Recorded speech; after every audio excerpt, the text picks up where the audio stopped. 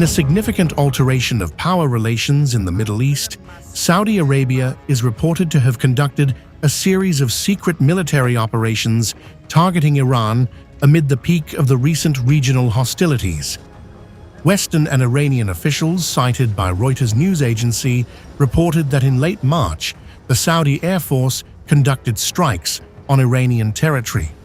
This event represents the first instance of the kingdom undertaking direct military operations within the territory of its primary regional rival.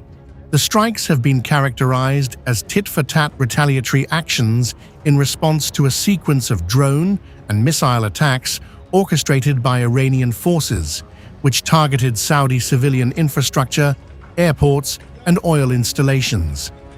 Here's all you need to know.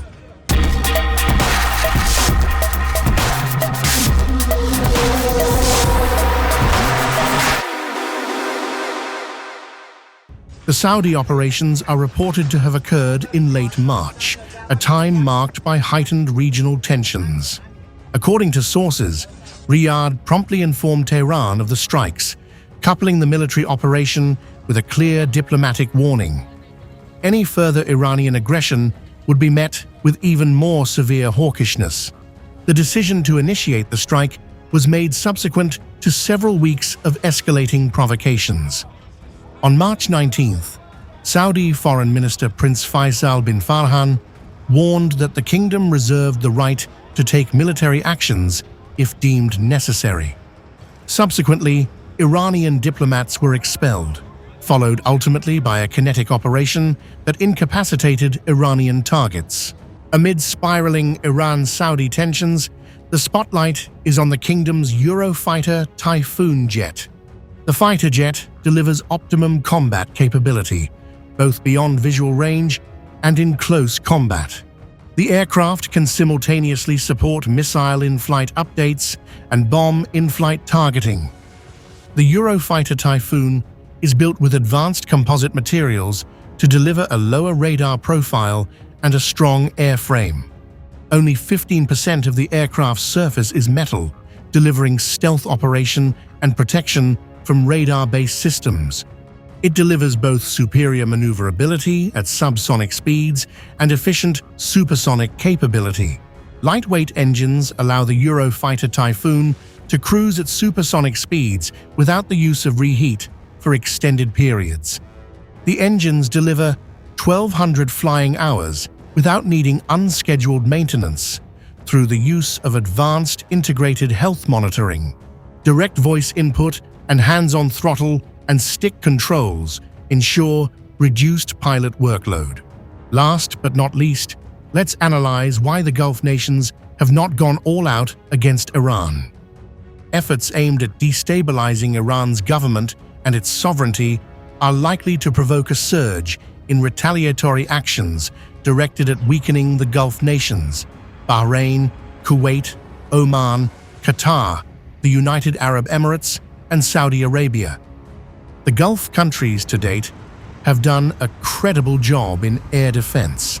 However, they are bound to encounter a significant logistical challenge in an extended conflict when it comes to balancing the expenses of expensive interceptors with the low cost of drones.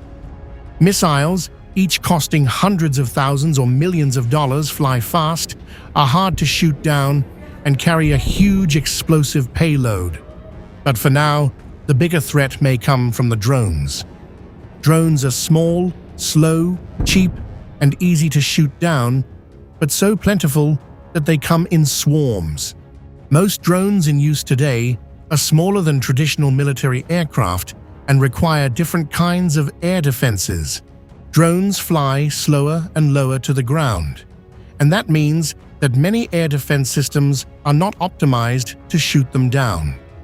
The advanced air defenses used to protect high-value targets from missiles are not ideally suited to stopping cheap drones. An entire swarm of drones can cost less than a surface-to-air missile used to take out just one of them.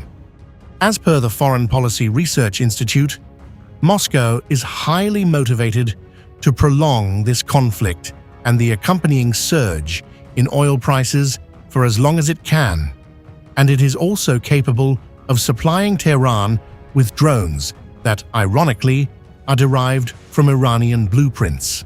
Think tank analysts say drone attacks against Gulf states' commercial buildings, desalination plants, data centers, oil terminals, and tourist spots will cause economic losses and an exodus of workers.